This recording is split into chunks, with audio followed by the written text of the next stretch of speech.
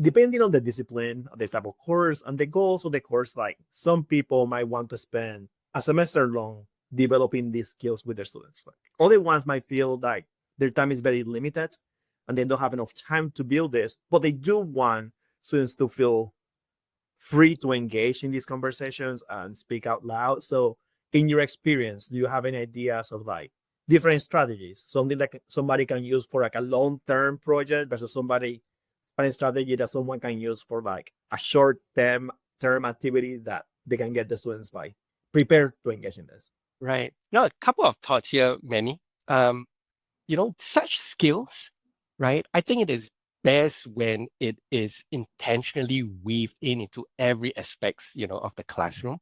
All right. It's not something that, we are like, oh, I'm talking about civil discourse. I'm doing civil discourse. It's not like a light switch, that we can on and off, some of these skills, right? It's like, all right, this class I'm focused on civil discourse. This class I'm not focused on civil discourse. I'm like doing something, the best way, of doing it is actually integrated into our ethos, of who we are as an instructor and how we do it, right? Anyway, certain thoughts, certain strategies, the first, that I have in mind is about, establishing norms for dialogue, revisited, consistency, right? Usually on the first day of class, I would have an open discussion about, norms. I call them touchstones in the classroom. All right. Have students to recommend, to suggest, what are some ways in which, we can actually have a great time together. We can learn from each other, right? Touchstones, speak from your own experience, listen to understand, you don't need to like, respond to everything, somebody else has said. We are okay to live in discomfort, right? We are okay, to have like different thought, different perspective. Allow space for silence, silence, we are all reflecting, all right? And I love this a lot. And usually students, they appreciate this a lot, right? One of those touchstones, that I inculcate, in my classroom, when in doubt, turn to wonder. All right. When there's something I'm not sure about, turn to wonder. I wonder why you are thinking this way. And this is something I encourage students to be asking questions like that. I wonder why. This opens up possibility for that perspective taking, right? So I think that's the first thing about, establishing norms. I mentioned about the role of the instructor, right? And this is where it's about us as instructor model reflection. All right. And I think this to a certain extent, it highlights, my own vulnerability. I am okay to be learning from my students. And in fact, you know what? Those are the best learning experiences as well, Yes, right? I I agree. can learn from my students as well, right? In a practice class that I teach early in a semester, in the first week, I share an article, that I wrote, that reflects on my own vulnerability as a new social worker, right? And this is, an article I wrote, when I'm like in my early 20s, was a new school social worker. And, in this piece, it's called An Uneasy Dance. There actually talks about, my role as a social worker and trying to engage with a young female client, the uneasiness, that I feel, my emotional discomfort, the ethical issues, about me as a male social worker working a young female, client, the issues from there, right? And I wrote an article on that. I shared it with students, right? It reflects my own vulnerability, but I'm intentional for that. I'm actually inviting students to reflect, on your own self, especially if I'm preparing them, for social work. And such reflections, such, personal, stories there, it needs to be intentional. I think it's more important, it needs to be always tied into a learning goal, a learning objective. Yeah. It's not about, my own story. It's not about Kevin Tan's story, right? But it's about why, the learning goals, the learning objective, self-disclosure, what is appropriate self-disclosure, right? But Yeah. I think, when us as instructors are able to share model reflections, it signals that, reflection, it's more valued, it's valued, we don't need to be really perfect, in everything there, right? We are able to have that thought process. We are always learning something new. It also establishes norms for honesty. And I think important aspect, humility. I am humble enough, we all humble enough that we can always learn from other people, right? I think the third aspect I mentioned about, building trust, all right? Build trust before actually conflict happens. Build trust on the first day on the class and emphasize that, when students are disengaged in a classroom, right? They're not learning. right? Students are only engaged in a classroom when they are vulnerable, when there's trust there, that they will be able to ask questions, and they will be able to open their minds and thoughts and perspective, that they do not feel attacked. They do not feel that, I'm asking a silly question.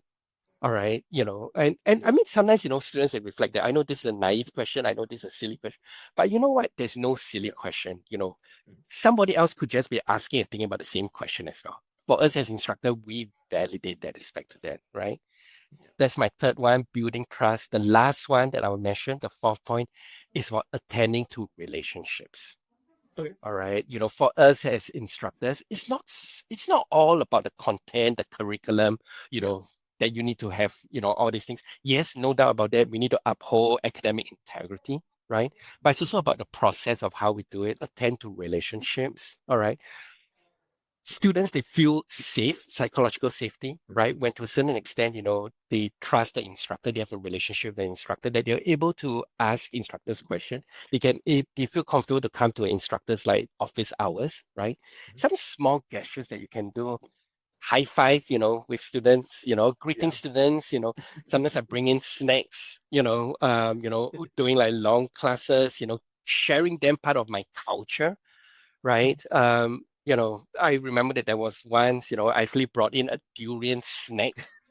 All right. And those of you, who are like, familiar with like durians, it's one of those like exotic, tropical fruits as well. So, I saw, there was like some durian snacks. I brought it into the classroom and shared with them. This is part of, the culture. Students, they love it. The group of students, they remember that durian snacks there, right? Yeah. I think some other things, as instructors, check in individually, with students. If they look tired, if there's something that's going on, sometimes, students, they will appreciate, if we notice, something, that is going on. Other things, learn students' names. I think Yeah. students feel validated. I think that also helps, to build trust, psychological safety, attending to relationships. Sometimes I also design icebreakers, human bingo. That's something, Yeah. if you're having a bigger class, human bingo, get to understand each other, right? Two truths and a lie. Some of the classes, that I teach is like smaller, right? Be creative. Sometimes I ask students, give me a weather term to describe how you're feeling today. And this is where, it's also some of the social emotional skills that my own students can be using in the K to 12 classrooms, that they'll be working with as well. But I think there's always a learning goal, a learning objective behind all activities. I think that's key to remember, right? Yeah. So anyway, those are four, thoughts about there. I think, attending to relationships, I think that would be a key important aspect as well. Yeah, and I like this. So something I did in my classes was like I would go to the labs and just ask students like what high school they were from. I ask them about the mascot. And while that was just like very low key, sometimes I would go to my office and be like, "Hey, remember I am from this school," and I feel like that was a token. Like I didn't memorize their names, but they felt like I saw them, so they have enough connection to like reach out. So I also like something that you said, that is like you don't have to incorporate the whole student discourse into your course. There's so many small skills. Like Mm. if you're teaching chemistry, you can just work on like communication and like listening to one another during every lab or during every assignment. So it's constant. It becomes part of the class instead of being this one isolated instance that might really not make an impact overall because they'll forget about it. So this is great. So I have one more question. So do you have something to share about an experience where trust have make a big impact in a difficult conversation or in some sort of classroom dynamics or something along those lines where like trust really play a key role in your teaching experience? Yeah, great question, Manny, and is forcing me to reflect about my experiences, with students in the classrooms, right? What are those that I thought it was really important, learning points, for my students? The first thing that comes to mind, or rather, one of the more recent, events that come to my mind was the morning after the 2024 presidential election, results, were announced. And keep in mind, this was in November, Yeah. to a certain extent, it's really deep in the semester, right? And to a certain extent, I'm glad that I had that relationship with that students. It was a smaller class. It was 20 students in a classroom. It was a master level class on social practice children and youth. I remember that morning. All right. And this is where we've been having all the icebreaker activity. We've been having some of those good conversations, before that morning. And it's a 9 a.m. class. And I remember me coming into the classroom, all right. I felt the weight of it all. All right. There were students, there was some rambling, there were students, not talking on it. There were students who sort of like, sit at a corner, which was not really typical, they were like silent, right? And I mean, I could have just started off class ignoring it all and just, talking about the content or whatsoever, right? But I thought it was really important for me to acknowledge it, right? And also to name it, right? And, I would say something like, I understand, the presidential election results were just out. I'm sensing that, many of you have like thoughts, issues, concerns, or, reflections around it as well. I want to create this time and space for everyone, to reflect and to talk about this, right? And I will only do it in ways that is right for you, feel comfortable, share, right? And that churned out a lot of like great discussion, right? And to a certain extent, as I said, it's always important to link it back to the learning goals, the learning objective, right? Which was also about, what's next for us, as social workers, as you graduate, now these are your concerns, what should we be doing? How should we be continuing to support, the clients, potential clients that, you'll be working with, right? And no doubt the room, the climate, that discussion was a tense discussion, you would imagine, right? But I think because, trust was also established, it was also, I remember it was also a very engaging, conversations. I remember that there were some students who barely spoke in class. They spoke up that time, right? And now when I think about it, one of those strategies that I did that morning, I remember inevitably, I sort of converted the classroom into a circle, all right, because I was trying to, engage students, and they were like stood in different places. I found myself standing in the middle of the classroom, all right, where to a certain extent, inevitably I found myself, inevitably creating like, a circle in the classroom as well. And I was glad, I did so, right? Because I think that to a certain extent helped to also ease out, the power dynamics that, it was like in a circle there. And I was actually moving, and when I teach, I walk, a lot, right? And when I actually want to like support, someone who's saying, oh, if I want to support someone who feels uncomfortable, right? I'll use my physical presence, to be leaning in over there, to sort of like, encourage and amplify, using the energy, that I bring as an instructor, just sometimes, standing next to someone, right? That also conveys that, I'm with you on this. When someone is sharing something vulnerable, all right, I am with you on this. It's those non-verbal cues, that sometimes, we bring in as well, right? So anyway, I think now when I think back about the experience, and students, they remember we had the conversations. Students remember we had that dialogue as well. And you know what? Students, they appreciate it. They appreciate that we were able to talk about it. And students, they want to talk about it, right?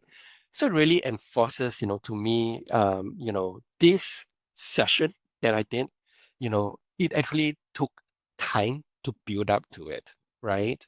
We were really comfortable in having such dialogue, really comfortable in having such conversation. And I think that was a nice opportunity for learning points, for students. Yeah. Yeah. Thank you. So, Kevin, thank you for sharing all your knowledge.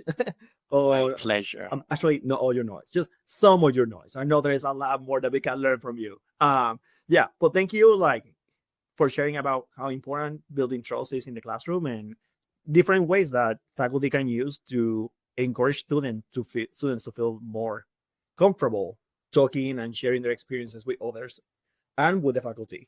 So for more resources, please check the links below. And remember that teaching goes beyond what's on the syllabus. Thank you for listening. Nice. Thank you.